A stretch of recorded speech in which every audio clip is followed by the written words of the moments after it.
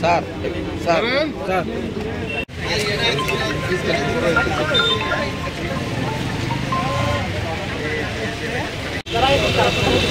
টাকা দেওয়া হয় তারা আপনাদের কি জানবেন তারা ধরা গেছে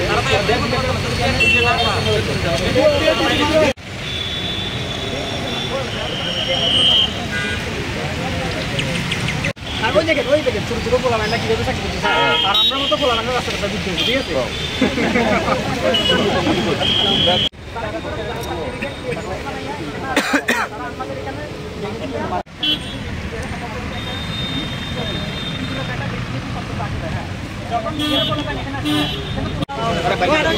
আমরা এখানে 100 জন ক্লায়েন্ট কম পাইছি এটা কিন্তু অলওয়েজ আমরা শুনতে পাই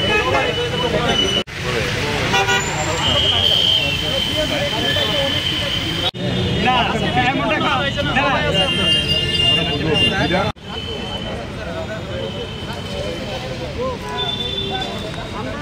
আমরা মানে সবাই মিলে একটা জায়গায় আইছি কারণ কেন্দ্রীয় বাহিনীতে দেখা যায় যেমন বিএসএফ সিআরপিএফ সিআইএসএফ এসএসসিজিডির মাধ্যমে যে নিয়োগটা হয় এটা স্টেট ওয়াইজ ভ্যাকেন্সি থাকে। স্টেট ওয়াইজ ভ্যাকেন্সি বলতে প্রত্যেকটি রাজ্যের জন্য আলাদা আলাদা মানে কোটা থাকে। ধরুন আসামের জন্য 50টা বা 500টা, ধরুন 500টা আসামের জন্য, ত্রিপুরার জন্য 500টা। ত্রিপুরার জন্য যে 500টা কোটা রয়েছে ত্রিপুরা ছেলে মেয়েরাই এই কোটাটা মানে বুক করতে পারবে, যেমন চাকরিটা করতে পারবে। কিন্তু দেখা গেল যে বহিরাগত ক্রিমিনালরা আমাদের ত্রিপুরা রাজ্যের মধ্যে এসে বিভিন্ন দালাল চক্রের মাধ্যমে টাকা দিয়ে ঘুষ খাইয়ে 1 লাখ 1.5 লাখ টাকা দিয়ে পিআরটিসি অর্থাৎ ডোমিসাইল সার্টিফিকেট বের করে নিয়ে ত্রিপুরা ছেলে মেয়েদের ভবিষ্যৎ অন্ধকার করে তারা চাকরিগুলো নিয়ে নিচ্ছে। এইভাবে তো করলে আমাদের ত্রিপুরা তো এমনিই নিচে রয়েছে, আরও নিচে রয়ে যাবে। তো আমরা মাননীয় মুখ্যমন্ত্রী এবং মাননীয় মন্ত্রী শ্রী সুশান্ত চৌধুরী মহোদয়কে আমরা জানাই যে আমাদের এই দাবিটা দেখুন, এটার দিকে এসএসসিজিডি যে বহিরাগত ছাত্ররা এখানে এসেছে এটার দিকে নজরটা রাখুন। আমরা চাই আপনারা যে লাস্ট পরীক্ষাতে দিয়েছেন বহিরাগত কীরকম ছিল?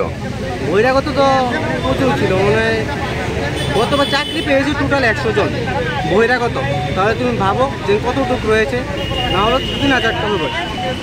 মানে তারা পিআরটিসি না, কিন্তু হাজার হাজার domicile certificate, fake domicile certificate বের করতে নিচ্ছে তারা টাকার মাধ্যমে।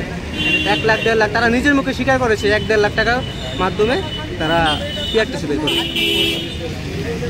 আপনারা যারা আইছেন তারা কারা, মানে সবাই কি মানে এই ক্যান্ডিডেট এসএসসিজিডির ক্যান্ডিডেট সবাই এবার পরীক্ষা দিয়েছে।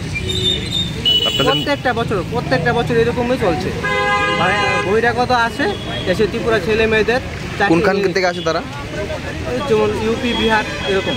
ওখানে তো কাটও বেশি, কারণ তারা তো সারাদিন পড়াশোনা করে, হিন্দিতে মানে জন্মের প্রত্যেক হিন্দি। আর আমাদের এখানে তো হিন্দি আর ইংলিশ ভালো করে পরীক্ষা দিতে পারে না ছেলেমেয়েরা বেশিরভাগ, তার জন্য কাটঅফটা একটু কম থাকে।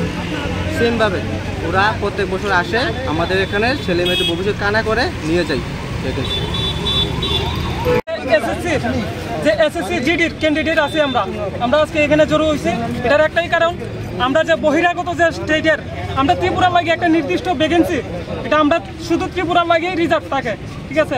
এটা ইউপি, বিশেষ করে ইউপি আর বিহারের কিছু ক্যান্ডিডেট আয়া আমরা ত্রিপুরার মধ্যে ফেক পিআরটিসি যেটা এটা বানায় সেটা আমরা ভ্যাকেন্সিটিকে নষ্ট করতেছে, তারা আমরা চাকরিটিকে নিয়ে নিতেছে আর কি। 2021-22-এ আমরা পুরো ইন্ডিয়ার থেকে 5600-র মতো ভ্যাকেন্সি তারা নষ্ট করছে। এরকম প্রত্যেক বছর নষ্ট করতেছে। আমরা ত্রিপুরার যে 500, এবারও 500-600-র মতো ভ্যাকেন্সি আছে, এই ভ্যাকেন্সির অর্ধেক ভ্যাকেন্সি তারা নিয়ে নেয়। আর আমরা স্যার এত করে আমরা কিছু করতে পারি। তারা কীভাবে নেয়? তারা স্যার ফেক পিআরটিসি বানায়, ফেক পিআরটিসি কিছু টাকার বিনিময়ে ফেক পিআরটিসি বানায় এই তারা আমরা ভ্যাকেন্সিটি নষ্ট করে। তার পিআরটিসি আছে মানে তারা ত্রিপুরা ক্যান্ডিডেট, পিআরটিসি আছে মানে তারা ত্রিপুরা ক্যান্ডিডেট, এটা কয়ে মানে তারা ত্রিপুরার কয়ে এই করে আর কি আবেদনটা করে সেটা আমরা পিআরটিসি ভ্যাকেন্সিটা নষ্ট করে। আপনাদের এখন দাবিটা কি?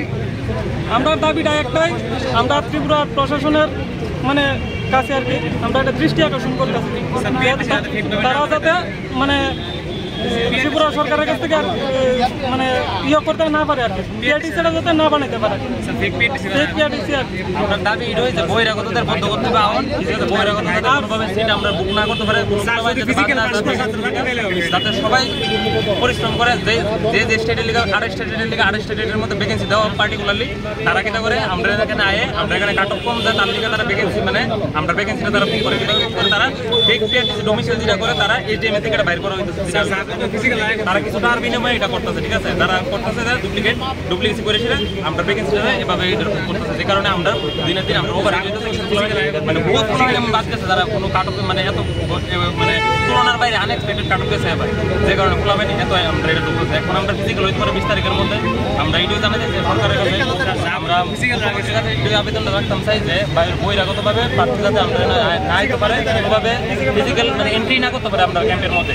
এটা সিআরপিএফ কন্ট্যাক্ট করবো ফিজিক্যাল, ঠিক আছে, সিআরপিএফ এটা কোনোভাবে ইয়ে করতো না, এটা প্রশাসন করবো, ত্রিপুরা প্রশাসন করবো, ত্রিপুরা মুখ্যমন্ত্রী এটা জানতে লাগবো এসডিএম এর কাছে, এটা আমরা আজকে আমরা লিখে দিই ওইটা, যাতে নেক্সট টাইম বহিরাগতরা যাতে না আসলে ভাবে আমরা আমরা ওভার দিতেছি, আমরা দিন বই আমরা অনেক স্ট্রাগল করতেছি তার লিগে, কিন্তু ফিজিক্যাল মিট আমরা 20 তারিখ থেকে ফিজিক্যাল হইব, ঠিক আছে, আমরা অনেক স্ট্রাগল করতেছি তার লিগে। প্রত্যেক স্টেটের লিগে আলাদা আলাদা পার্টিকুলার ভ্যাকেন্সি দেওয়া আছে, কিন্তু তারা কিটা করে তারা ওইখান থেকে আয় আসলে কোনো টাকার বিনিময়ে তারা বাই করতেছে, বাই করে সে অ্যাপ্লাই করতেছে। আমরা গত বছর অনেক সাসপেক্টেড কেস ধরা, কিন্তু তারা জব হইতো না, কোনো তারা জব হইতো না, এমএচএ থেকে গত বছর নোটিশ দেওয়া হয়েছে, তারা 5000 ক্যান্ডিডেট ধরা হয়েছে 2022-তে সাসপেক্টেড, তারা সত্যি বাদ হইব, কিন্তু ঠিক আছে, কিন্তু বাদ হইব, কিন্তু অক্ষণে যে ভ্যাকেন্সি নিতে আছে আমরা তো কিছু বলেন বাদ যেতেছি সবাই, প্রচুর বলেন বাদ যেতে, যেটা অর্ধেক ভ্যাকেন্সি তারা নষ্ট করে, ভ্যাকেন্সি তারা নিতে আছে, আমরা তারা নিতে পারে না স্যার, এটা অ্যাকচুয়ালি নষ্ট করে দেয় ভ্যাকেন্সি, নষ্ট করে দেয়।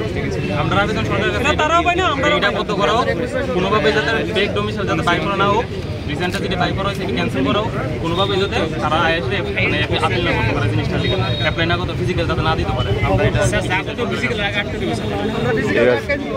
কিছু করলে কি মিডিয়া সাহায্য করবো? এখানে ইন্ডিয়ার কি